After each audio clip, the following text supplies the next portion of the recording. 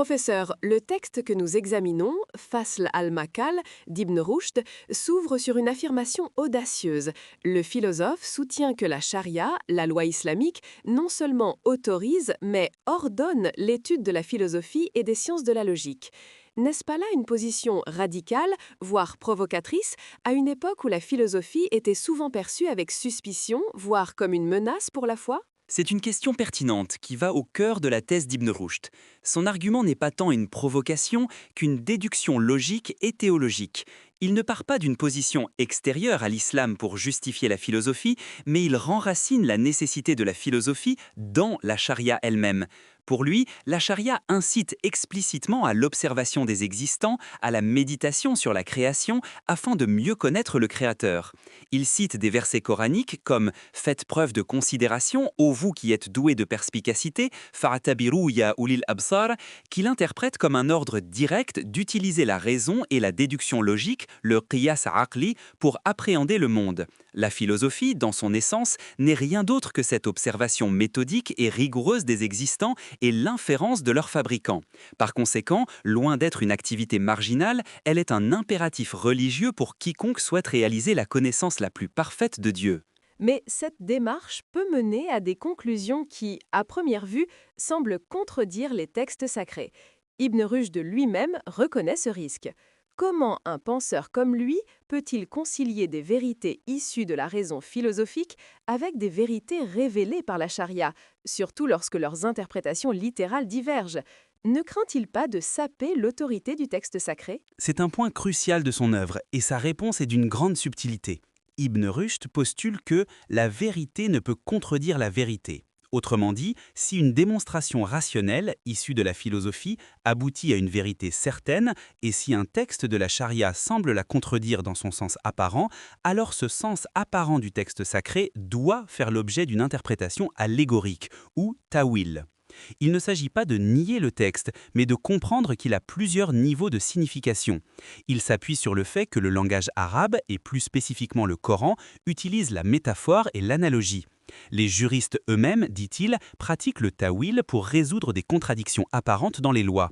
Or, les philosophes, maîtres de la démonstration certaine, sont encore plus qualifiés pour ce faire, car leur méthode est plus rigoureuse que le simple qiyas zanni, la déduction probable des juristes. C'est précisément sur cette question de l'interprétation et des limites du ta'wil qu'Ibn Rushd entre en conflit direct avec des figures comme Al-Ghazali. Al-Ghazali a même prononcé un takfir, une déclaration d'hérésie, contre des philosophes comme Ibn Sina, notamment sur des questions fondamentales telles que l'éternité du monde, la connaissance de Dieu des détails particuliers ou la résurrection des corps. Comment Ibn Rushd répond-il à ces accusations gravissimes? Ne s'agit-il pas là d'une fissure irréconciliable entre la philosophie et la théologie? Ibn Rushd rejette catégoriquement le takfir d'Al-Ghazali, le considérant comme erroné et dangereux. Il affirme d'abord qu'Al-Ghazali a mal compris les positions des philosophes. Par exemple, sur la connaissance de Dieu des juziyat, les particuliers, Ibn Rushd explique que les philosophes ne nient pas que Dieu sache tout, mais ils affirment que son mode de connaissance est radicalement différent du nôtre. Notre connaissance des particuliers est causée par les objets connus, elle est changeante. La connaissance divine, elle, est la cause de l'existence des particuliers et est éternelle et immuable. Confondre les deux modes de connaissance relève de l'ignorance. Ensuite, sur l'éternité du monde, il soutient que le désaccord est souvent sémantique. Il identifie 3 catégories d'existants et montre que la création et l'éternité du monde, telle que conçue par les philosophes, se situent entre la création au sens strict et l'éternité divine, et ne sont pas directement opposés aux vues des théologiens, qui eux-mêmes pratiquent le ta'wil sur certains versets décrivant la création. Enfin, Ibn Rushd affirme qu'il est impossible d'avoir un consensus yaqini, une certitude absolue sur les questions purement théoriques et interprétatives. Il cite des compagnons du prophète qui enseignaient que certaines vérités ne devaient pas être divulguées à tous, reconnaissant ainsi différents niveaux de compréhension. Par conséquent, il n'y a pas d'unanimité qui justifie le takfir sur ces sujets complexes. Il introduit même l'idée d'une erreur excusée pour les savants qui s'efforcent dans ces questions ardues, comparant leur effort à celui d'un juge qui, même s'il se trompe, est récompensé pour son ijtihad. Cela nous amène à une question très délicate, la distinction entre l'élite intellectuelle et les gens du commun. Ibn Rushd insiste fortement sur le fait que les interprétations allégoriques complexes ne doivent pas être révélées au grand public. Ne s'agit-il pas d'une forme d'élitisme intellectuel, voire d'une condescendance envers le commun des mortels? Pourquoi cacher une partie de la vérité si c'est la vérité? C'est un point essentiel et souvent mal compris d'Ibn Rushd, qui n'est pas motivé par l'élitisme, mais par une profonde sagesse pastorale et une compréhension des différentes capacités cognitives humaines. Il explique que les gens se divisent en 3 catégories quant à leur capacité de réception de la vérité: les rhétoriciens, le grand public, les dialecticiens et les démonstrateurs, les philosophes. Le Coran lui-même, dit-il, utilise ces 3 méthodes de persuasion. Le ta'wilat complexe, surtout les interprétations démonstratives, à ceux qui ne sont pas équipés pour les comprendre, est extrêmement dangereux. Cela les mène non pas à la vérité, mais à la confusion, au doute et finalement à la perte de la foi, voire à l'apostasie. Pour eux, le sens apparent des textes est la vérité. Si ce sens est détruit par une interprétation qu'ils ne peuvent saisir ou prouver, ils n'ont plus rien. Ibn Rushd utilise une analogie frappante avec la médecine. Un médecin propose des remèdes simples et accessibles pour maintenir la santé de la population. Si quelqu'un vient expliquer à la masse que ces remèdes populaires ont des interprétations complexes que seuls les médecins comprennent, cela ne rendra pas les gens plus sains. Au contraire, cela pourrait les amener à douter de la médecine elle-même et à négliger leur santé. De même, la charia est conçue pour la santé des âmes. Exposer des vérités profondes de manière inappropriée ne fait que causer du tort.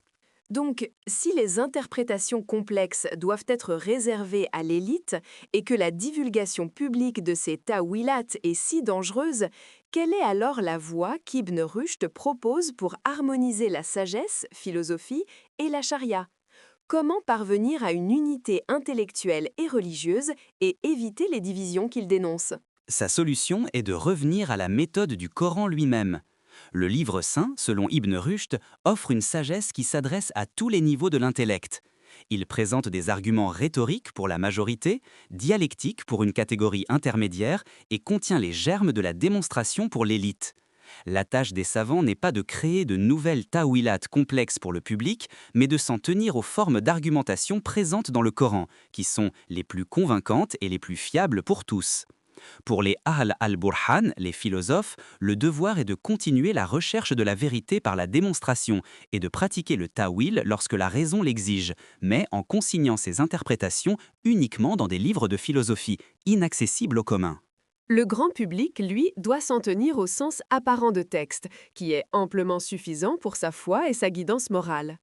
Ibn Rushd voit la philosophie comme la sœur de lait de la charia et la discorde entre elles comme une trahison de leur parenté essentielle.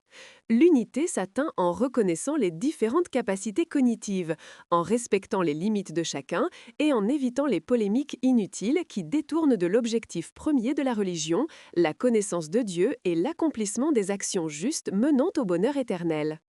Il appelle à une réforme intellectuelle où chacun reste à sa place et contribue à l'harmonie générale. Professeur, vers la fin de Fasl al-Maqal, Ibn Rushd s'attarde sur un problème philosophique très spécifique et abstrait, la question de la connaissance divine des particuliers. Il pose un dilemme profond. Si Dieu connaît les choses avant qu'elles n'existent et qu'elles changent quand elles existent, est-ce que cela implique un changement dans la connaissance divine? Il critique la solution d'Al-Ghazali et en propose une autre.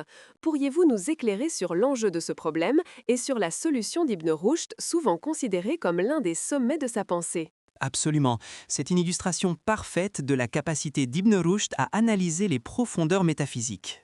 Le dilemme est le suivant. Si la connaissance de Dieu est éternelle et immuable, comment peut-il connaître les événements particuliers et changeants qui se produisent dans le temps? Si sa connaissance change avec l'apparition de chaque nouvel événement, cela impliquerait un changement en lui, ce qui est incompatible avec la nature divine éternelle. Mais si sa connaissance ne change pas, comment pourrait-il être informé des événements au moment où ils se produisent? Al-Ghazali avait tenté de résoudre cela en disant que la connaissance divine est relative aux choses, mais qu'elle ne change pas en soi, de la même manière qu'un objet peut changer de relation, de à droite à gauche, sans que l'objet lui-même ne change. Ibn Rushd critique cette analogie en montrant que la relation elle-même est une entité qui change. La solution d'Ibn Rushd, d'une élégance remarquable, réside dans la distinction radicale entre la connaissance divine et la connaissance humaine. Notre connaissance est affectée par l'objet connu. L'objet est la cause de notre connaissance. Par exemple, je ne sais qu'il pleut qu'après avoir vu ou ressenti la pluie. Ma connaissance est postérieure et dépendante de l'existant. La connaissance de Dieu, en revanche, n'est pas affectée par les existants. Elle en est la cause. Sa connaissance n'est pas réactive, mais créatrice.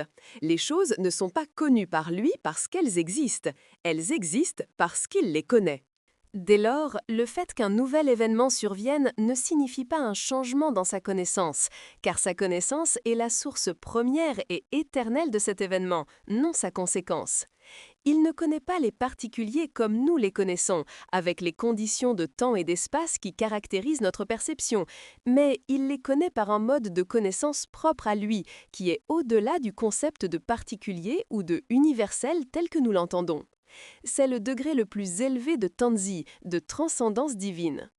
C'est une sagesse profonde qui cherche à préserver la pureté de la conception divine tout en affirmant son omnipotence et son omniscience. Professeur, cette plongée dans les textes d'Ibn Rushd est véritablement fascinante.